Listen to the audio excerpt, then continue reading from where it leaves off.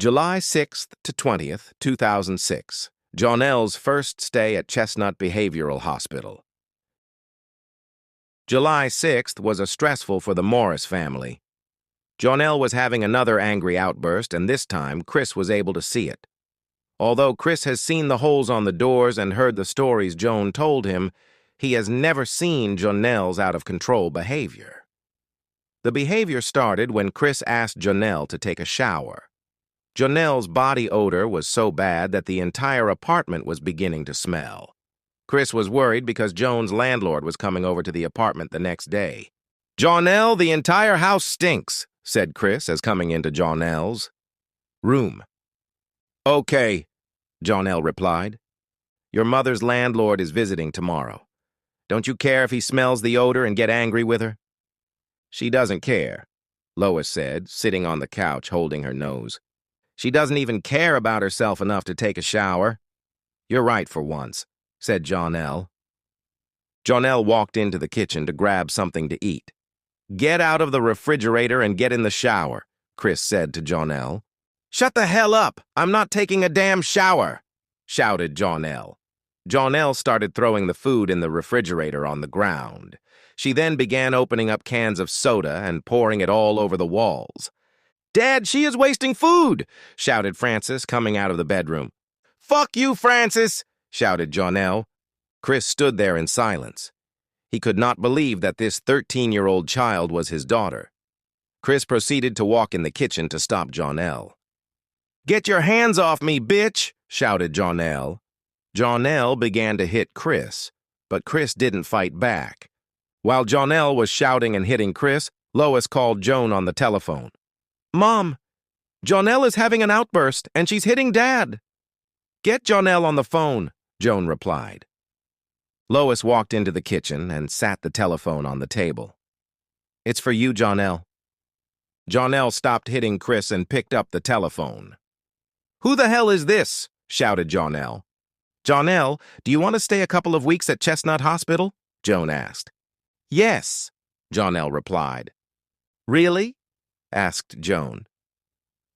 "Yes, I fucking hate this family," Jaunell said. "All right, I will call Dr. Lorek and have you admitted today," Joan replied. Jaunell hung up without saying bye. "What did your mom say?" asked Chris. "I'm going to Chestnut to get away from you guys," Jaunell said. "Thank goodness!" shouted Frances. Joan arrived at the home at 1 p.m. "Everyone, I talked to Dr. Lorek, and she agreed to have Jaunell admitted to Chestnut Hospital." "Sounds good to me," Jaunell replied. "Are you sure you want to leave?" asked Joan. "Yes, and don't fucking ask me again." "Mom, can't they just keep her there forever?" Frances asked. "Please don't start a fight," Joan said. At 1:30 p.m., Jaunell and Joan started packing clothes. "I'm just doing what's best for you, Jaunell," said Joan. Joan then tried to hug Jaunell, who only walked away. The ambulance arrived at the apartment at 1:50 p.m. Chris and Joan hugged Jaunell. "They are going to get you some help," Chris whispered in Jaunell's ear. Lois and Frances didn't say goodbye to Jaunell. They were both sitting on the couch, holding their noses. Jaunell arrived on the girls' unit at Chestnut Hospital around 2:40 p.m. "Hello, Jaunell," Nurse Heather said to Jaunell as she arrived at the nurse's office. "I'm Nurse Heather, and I'm going to do a quick checkup on you." Heather asked Jaunell about her medical history and the reason for her being at Chestnut. Heather then weighed Jaunell. Jaunell was 5'2" and weighed 190 pounds. We are going to put you on a diet," Heather said. "Jaunell, when was the last time you took a shower?" "I don't remember," Jaunell replied. "Well, before I give you a hospital gown, I want you to take a shower," Heather said, while walking Jaunell to her room. When they arrived at the bathroom, Heather reached into her pocket for her keys. "If you have to use the bathroom, ask a nurse or a staff to unlock your bathroom door." "Why are the bathrooms locked?" Jaunell asked. "Because several girls in the past harmed themselves in the bathroom." "The hospital decided that the bathrooms should be locked after a patient attempted suicide years ago," replied Nurse Heather. She then gave Jaunell some soap, deodorant, towels, and a hospital gown. When you're done, come back to the nurse's office. Jaunell was becoming angry because she didn't want to shower, so she decided to wash underneath her arms and stand in the shower for a good 10 minutes. After coming out of the shower, Jaunell walked back to the nurse's office. "You smell better," Heather said. "The girls are in the day room having group therapy." Heather walked Jaunell to the day room and asked the therapist to step out for a minute. "Mrs. Jones, this is Jaunell, the new patient." "It's so nice to meet you," Mrs. Jones told Jaunell. Mrs. Jones then took Jaunell into the day room and introduced her to the patients. There were 10 other girls in the day room, and they were sitting in a circle in chairs. "Girls, this is our new patient, Jaunell," Mrs. Jones said to the entire group. "Hi, Jaunell," all of the girls said at once. "Since Jaunell is new, let's have her speak for the rest of the session," Mrs. Jones said. "I don't have anything to say," Jaunell said. "Well, why are you here?" asked a girl. "I am here for out-of-control behavior," Jaunell said. "What do you mean by out of control?" another girl asked. "I break things and get into fights," Jaunell said. "Why do you break things and get into fights?" Mrs. Jones asked. "Because everyone hates me," Jaunell said. "That's not true," Mrs. Jones said. "You just going through some issues," one of the girls said. "We are all here to help you," Mrs. Jones said. Jaunell sighed and told the group what happened that day that led her into Chestnut. At 9 p.m., Jaunell and the rest of the girls were getting ready for bed. Jaunell saw another girl as she walked back to her room. "Hi, Jaunell," the girl said. "I'm Samantha, your roommate." "Hi, Samantha," Jaunell replied. "I heard your story during the therapy session earlier," said Samantha. "The therapists here at Chestnut are very nice and they are going to help you." "I doubt it," Jaunell said. "I can't be helped." "Would you like to talk more about your problem before you go to sleep?" Samantha asked. "No, I'm going to bed now," Jaunell said. As Jaunell got ready for bed, she was already feeling homesick. The next day, Jaunell woke up to a loud banging on her door. "Jaunell, you are going to be late for breakfast," the person said. "I am." "Nurse Nguyen." "Please don't bang on the door," Jaunell said. "I apologize." "Look, I need you to take a shower and come to the day room for breakfast," Nurse Nguyen said.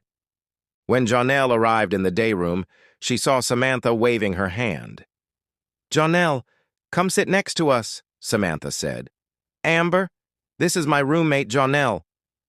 Jaunell sat on the couch. "Nice to meet you, Jaunell," Amber said. "Why are you here?" "I'm here because everyone hates me," Jaunell replied. "She is here because she is depressed," Samantha said. Nurse Nguyen came by the 3 girls, giving them their breakfast trays. Breakfast for that day consisted of 3 pancakes, scrambled eggs, orange juice, and a small cup of fruit. Jaunell only ate the pancakes and scrambled eggs, but after she ate, Jaunell was still hungry. "Samantha, are you going to finish your pancakes?" Jaunell asked. "No, would you like them?" Samantha asked. "Yes," said Jaunell. After the girls ate breakfast, they began to circle up for morning therapy, but Dr. Lorek came in shortly after therapy to take Jaunell to her office. "How are you liking Chestnut?" Dr. Lorek asked.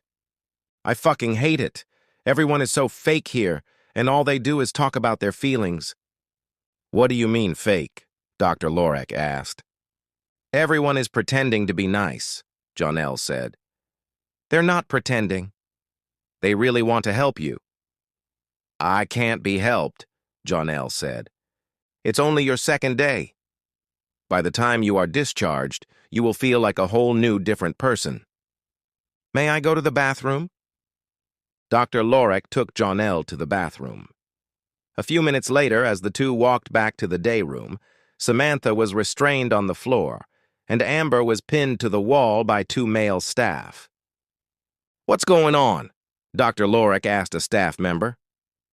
"Amber and Samantha got into a fist fight," the staff member said. Samantha punched Amber in the face and tried to break the window open. Why were they fighting? Dr. Lorek asked. The both of them were doing so well. Don't you ever insult me like that again, Amber yelled to Samantha. I don't look like Jaunell. Well, if you don't want to hear the truth, then don't piss me off, Samantha yelled. Amber broke free of the two men and started kicking Samantha in the face.